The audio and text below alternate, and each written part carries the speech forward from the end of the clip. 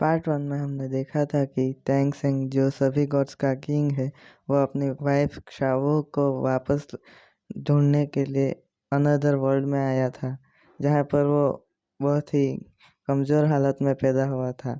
फिर भी उसने हार ना मानते हुए इस वर्ल्ड के बारे में जाना और उसे एक बंदा मिला जिससे उसने जाना कि यहाँ पर पावर्स कैसे काम करती है, और उसने वहाँ पर अपनी पावर्स के बारे में जाना और उसे अब डेवलप करना कैसे करें वो भी सीखा।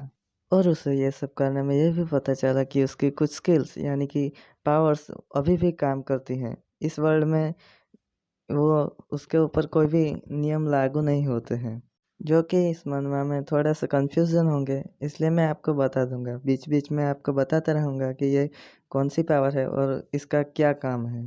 तो इसमें हम देखेंगे कि टैंग सेंग कैसे अपनी वाइफ शाओ को ढूंढेगा। और let's start the video part 2। Part 2 की शुरुआत में हमें दिखाया जाता है कि टैंग सेंग किसी खेत में काम कर रहा होता है। टैंग सेंग कहता है कि उस दिन के बाद 7 दिन बीत चुके हैं और अभी भी सब कुछ ठीक है। जिसको पता नहीं वो पार्ट 1 देख सकता है। टैंग सेंग अपने मन में कहता है कि उस इंसिडेंस के बाद कोई परेशानी अभी तक नहीं हुई है। मुझे लगता है कि सारा मामला शांत हो चुका है अभी। मैंने यहाँ पर 2 ब्लड लाइन को ऑब्जर्व किया है और मुझे उससे कोई दिक्कत नहीं हुई। खैर चलो कोशिश करके देख लेते हैं अभी भी। उतना कहने के बाद टैंग सेंग लेपर्ड फ्लैश नाम का मूव चलता है। इस स्किल के यूज़ करने के बाद टैंग सेंग कुछ ही सेकंड्स में 10 मीटर्स तक आगे बढ़ जाता है। और टैंग सेंग कहता है कि इसे यूज़ करने से मैं बहुत ही ज़्यादा तेज हो जाता हूँ। और आगे कहता है कि इसे एक बार ही यूज़ करने पर मेरा बॉडी बहुत ही ज़्यादा दर्द कर रही है। उसके बाद टैंग सेंग अपनी सेकंड स्किल विंड ब्लेड नाम का हमला करता है, जो कि एक पेड़ के तने पे जाकर लगता है। इसे देखने के बाद टैंग सेंग खुश हो जाता है और मन में सोचता है कि बहुत ही अच्छी तरह से काम कर रही है और उसे मुझे यूज़ करने में कोई भी परेशान नहीं हो रही है। मैंने बिल्कुल नहीं सोचा था कि मैं इस लाइफ में भी अपनी वो वाली स्किल यानी कि मिस्टीरियस हेवन स्किल का यूज़ कर पाऊँगा।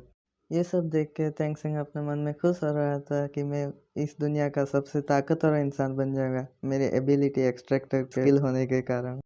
देन हमें 2 साल के बाद का सीन दिखाया जाता है, जहाँ पर टैंग सेंग रोते हुए कहता है कि ये कैसे हो सकता है, मेरी एबिलिटी में कोई भी बढ़ोतरी नहीं हो रही है यहाँ पर।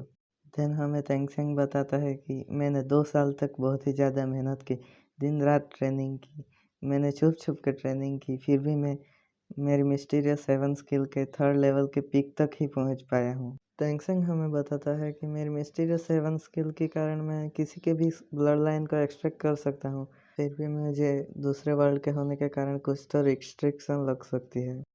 मुझे लगता है कि मुझे और ब्लड लाइन को ऑब्जर्व करना चाहिए, जिसके कारण मेरी पावर्स और भी बढ़ सकें। देन सीन शिफ्ट होता है और हमें वही फार्म का सीन दिखाया जाता है, जहाँ पर टैंग सेंग काम कर रहा होता है और उससे हमें पता चलता है कि वो सब टैंग सेंग सोच रहा होता है, जो जो काम उसने यहाँ पर आने के बाद किया है। देन सीन शिफ्ट होता है और टैंग सेंग की तरफ जाता है, जो कि एक बैलगाड़ी का धक्का मार रहा होता है। टैंग सेंग वुल्फ को देखने के बाद सोचता है कि मैं इतना तो ताकतवर हो ही चुका हूँ कि मैं एक स्नीक अटैक में एक वुल्फ को मार सकता हूँ। फिर शायद मुझे अपनी ब्लड लाइन को निकालने की कोशिश करनी चाहिए आज रात। तभी टैंग सेंग के आगे का बंदा कहता है कि ओह, शायद वहाँ पर कोई नोटिस लगाया गया है, चलो जाकर देखते हैं।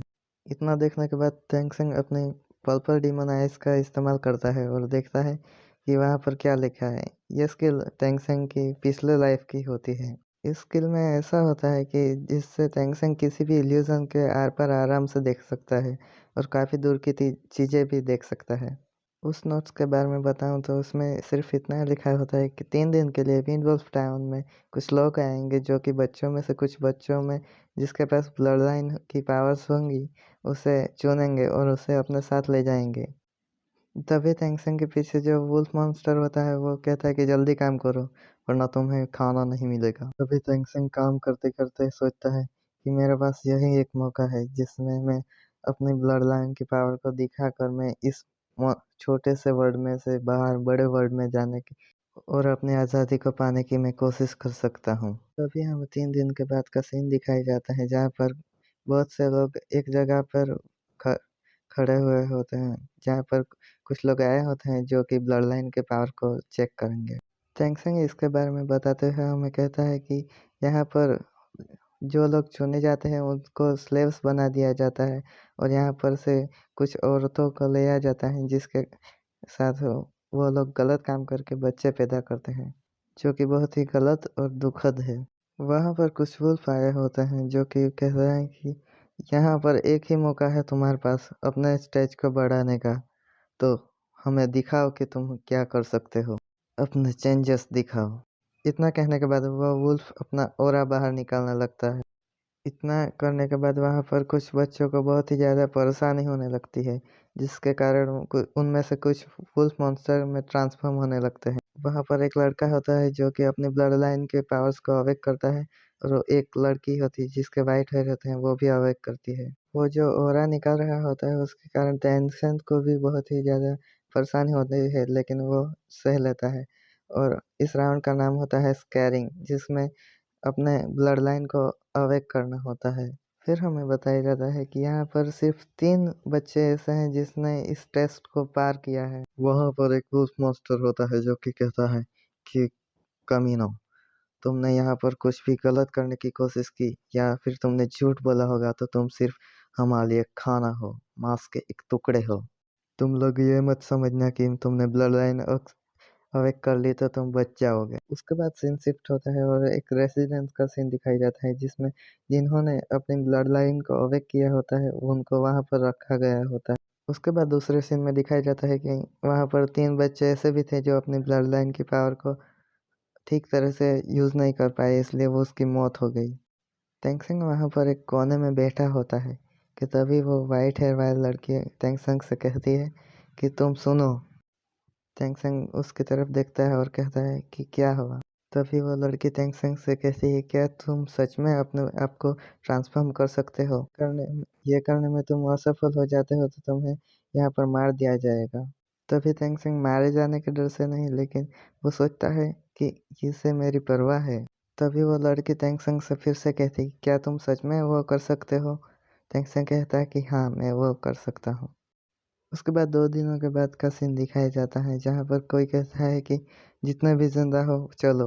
वो एक वुल्फ होता है जो कि कहता है कि कम ऑन मेरे साथ चलो, अवेकनिंग सेरेमनी के लिए शहर में चलो। देन बाय द वे हमारा एपिसोड ख़त्म होता है और मैं थोड़ा सॉरी कहता हूँ कि मैं लेट वीडियो अपलोड करता हूँ, लेकिन प्लीज़ थोड़ा बहुत सपोर्ट दिखाना यार। एंड हमारा वीडियो ख़त्म हो जाता है, लेकिन 10 मिनट तक थोड़ा लंबा होगा, आई मीन लॉन्ग करूँगा, तो स्किप कर सकते हैं आप।